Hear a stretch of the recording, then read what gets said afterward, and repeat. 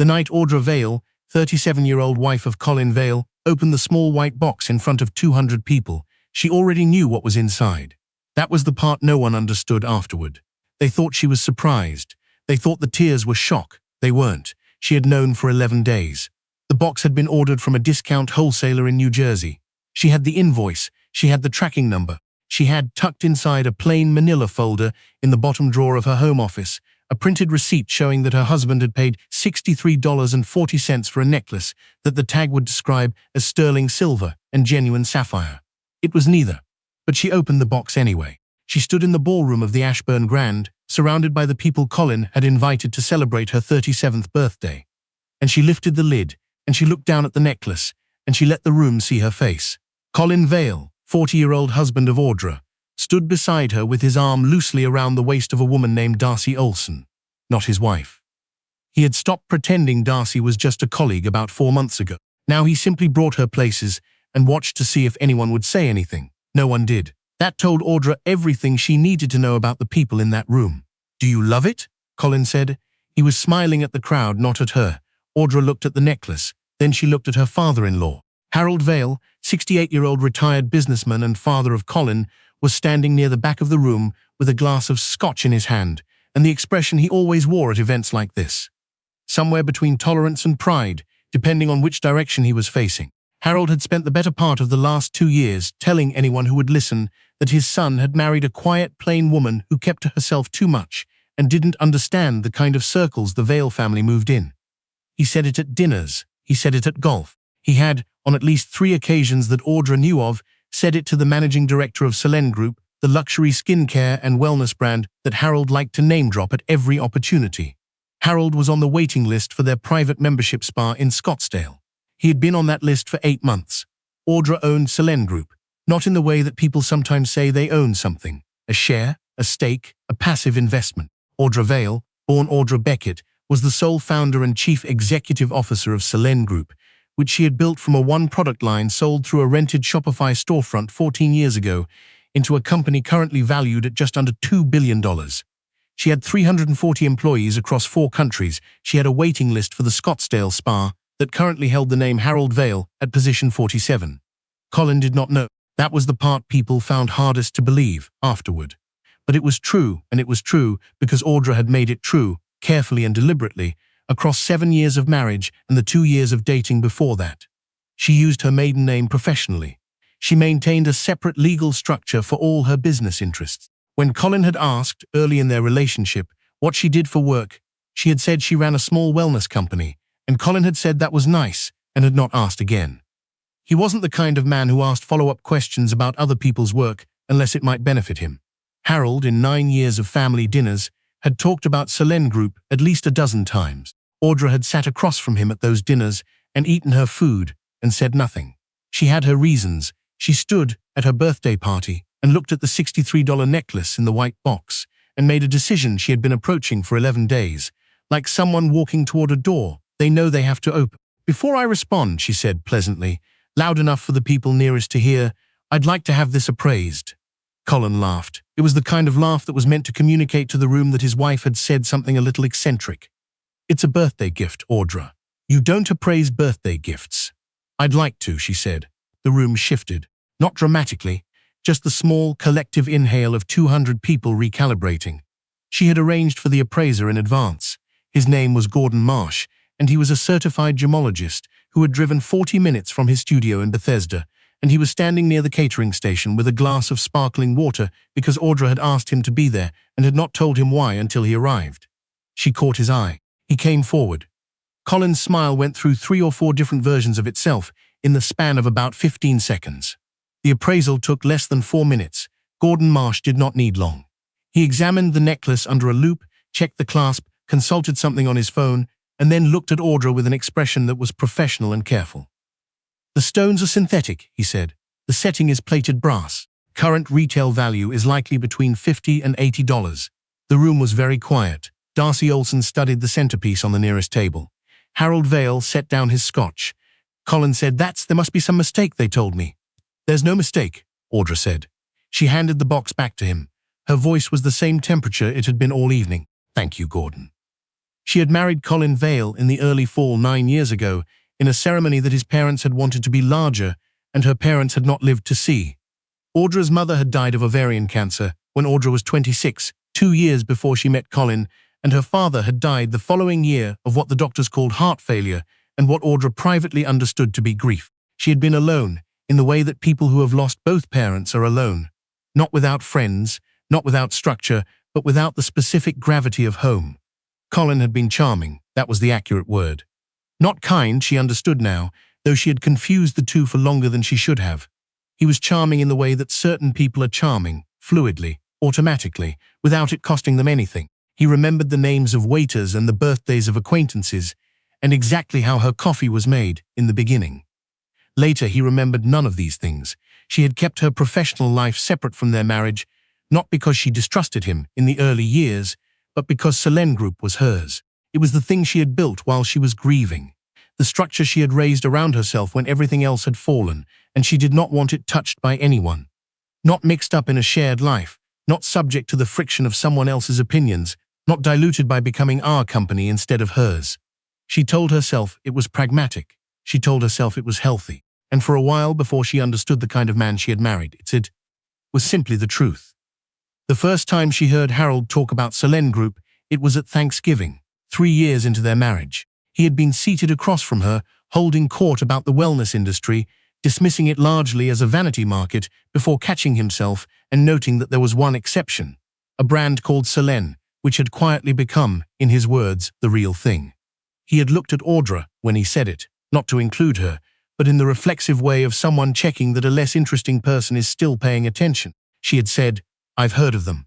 Harold had said, "Most people haven't. That's what makes it valuable." By that point, Selene Group was 3 years past its Series B and had just closed a distribution deal with 4 major department store chains, but Audra had set down her fork and said, "You might be right," and Harold had moved on. She had told herself it was funny. For a while it was. The infidelity had started, as best she could reconstruct it, about 2 years ago. Maybe longer.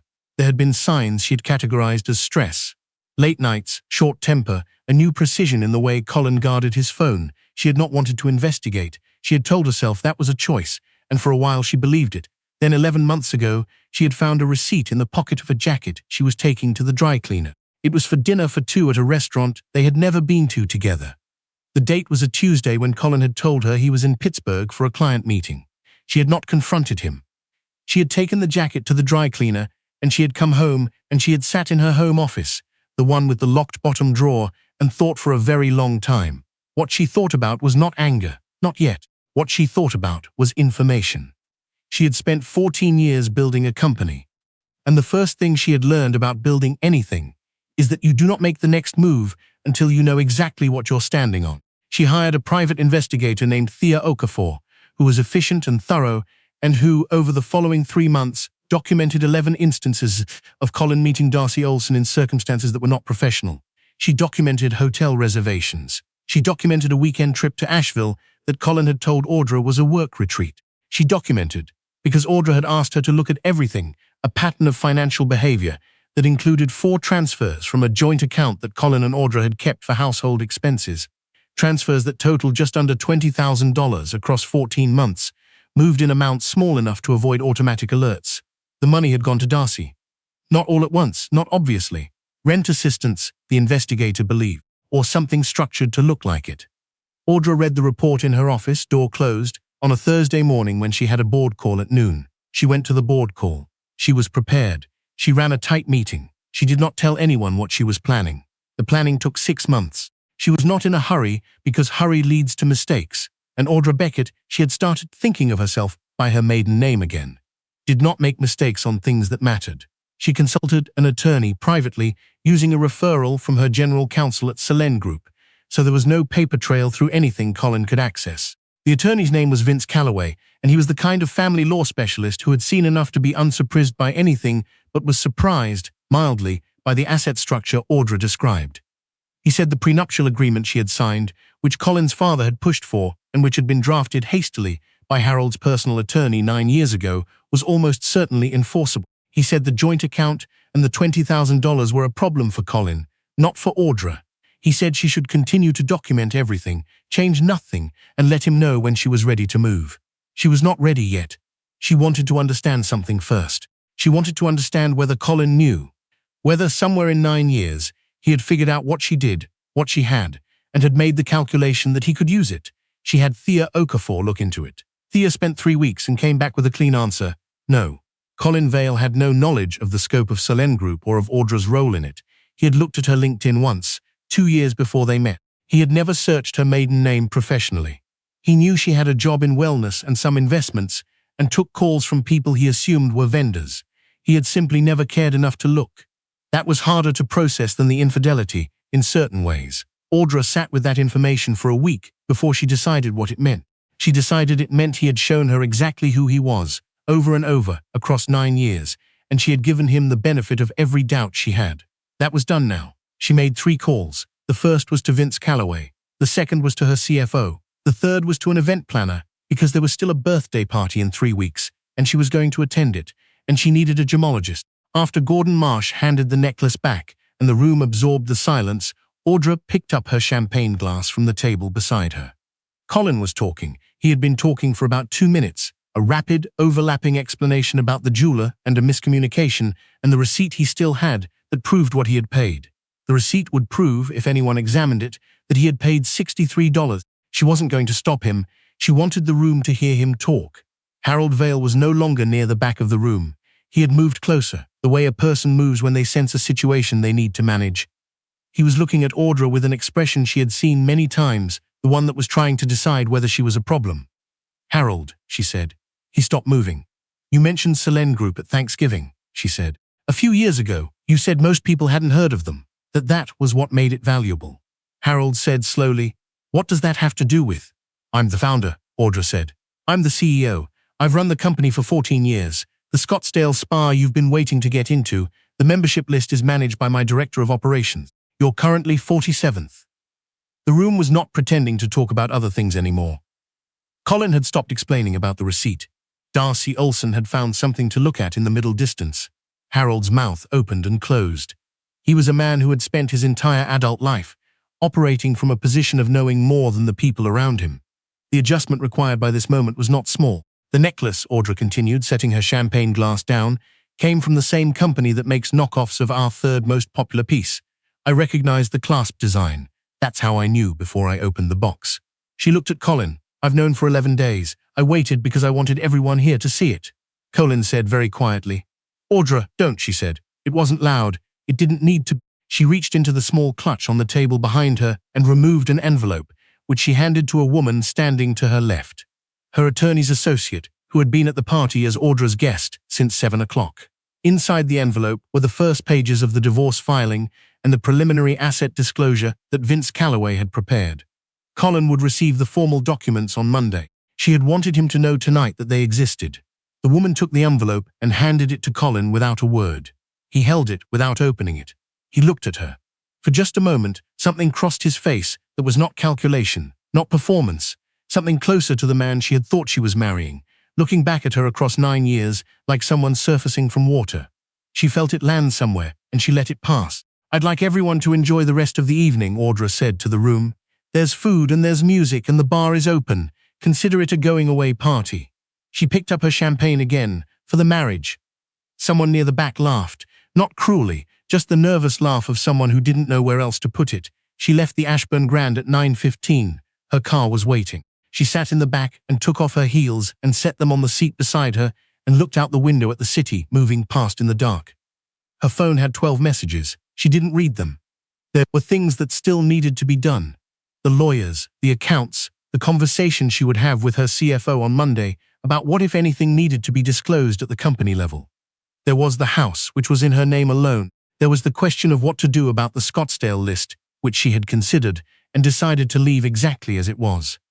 Harold Vale would reach the top of that list eventually. She would not remove him. She would not expedite him. He would wait, the same as everyone else. She had built the company during the worst years of her life, the years after her parents died, the years before she understood how lonely she had been or how much she had needed something to build. She had built it in the space between the person she had been and the person she was still deciding to become. It had cost her sleep and doubt and the kind of sustained, grinding effort that doesn't look dramatic from the outside because it's just work, day after day, and no one films you doing it. What she had never lost, what Colin had never touched, what Harold had talked about without ever seeing, was the quiet. People tended to mistake the quiet for emptiness, for the absence of something. They looked at Audra Beckett, and they saw a woman who didn't take up much space, who didn't assert herself at dinners, who seemed not to notice when she was being dismissed. They decided she wasn't paying attention. She was always paying attention. The car turned onto the highway and the city opened up on either side, the lights falling past the window in long orange smears, and Audra Beckett leaned her head back against the seat and closed her eyes. And for the first time in 11 days, she breathed without anything pressing against her chest from the inside. On Monday, the documents would be filed. On Monday, the work would begin. Tonight, she just drove.